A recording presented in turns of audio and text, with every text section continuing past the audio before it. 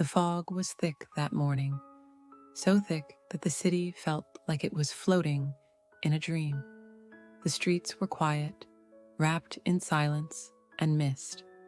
Layla pulled her coat tighter and stepped into the cold, heading toward the train station as she always did. But something was different. She didn't want to go to her usual platform. She didn't know why, but her feet turned toward a place she hadn't visited in years. Golistan Station. It was supposed to be closed, abandoned, forgotten. Yet, when she got there, the gates were open. The metal bars that had always been rusted shut now swung gently in the morning breeze. The station lights were on. The old wooden benches were freshly wiped, and even the ticket booth, long covered in dust, seemed somehow alive again. Layla stood still, staring. No one else was there. No staff, no passengers, no announcements. Just silent, and the soft hum of something approaching. A train rolled in, quiet, slow, and smooth. Its cars were painted a faded green with golden trim.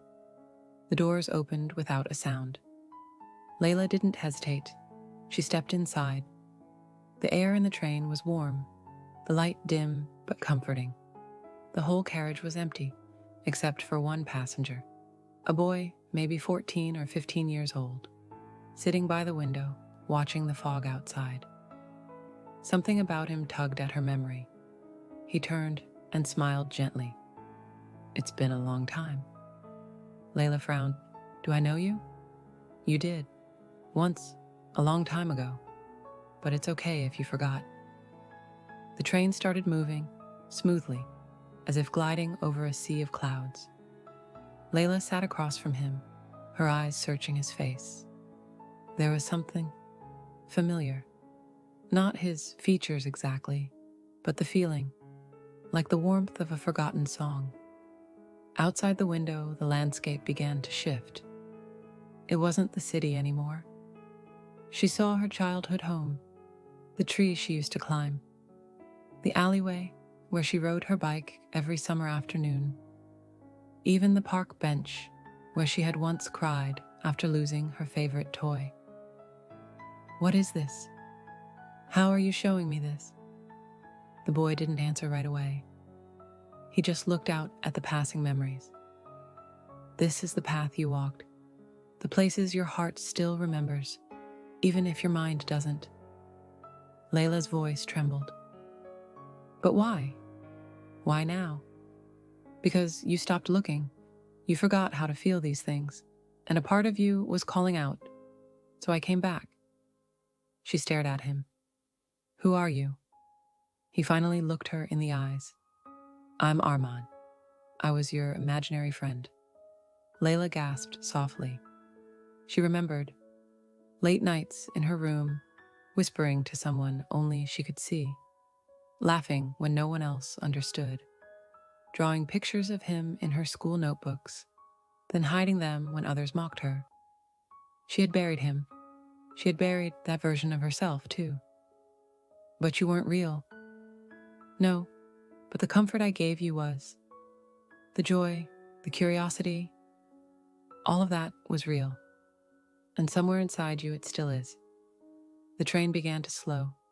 Outside, a new platform appeared, small, hidden in a valley of mist and morning light. Birds flew overhead, silent and slow. Arman stood up. "It's time to go. Life is waiting." "But where does this train go next?" "Nowhere. This was your stop. The rest is up to you." She hesitated. She didn't want to leave, not yet, not after finding him again. But she also knew this was why she came. Layla stepped out of the train. The fog touched her skin like a gentle memory. She turned one last time, but Arman was gone. Only a small notebook sat on the seat where he had been, its blue fabric cover soft and worn, her childhood handwriting still etched on it. "Imaginary friend, Arman." She picked it up. Inside, one page had been freshly written, though not by her. You found me again. Now go find yourself." As the sun began to rise, the fog lifted. Golistan Station stood quiet behind her. But Layla didn't feel lost anymore. She felt seen, and for the first time in years, she smiled.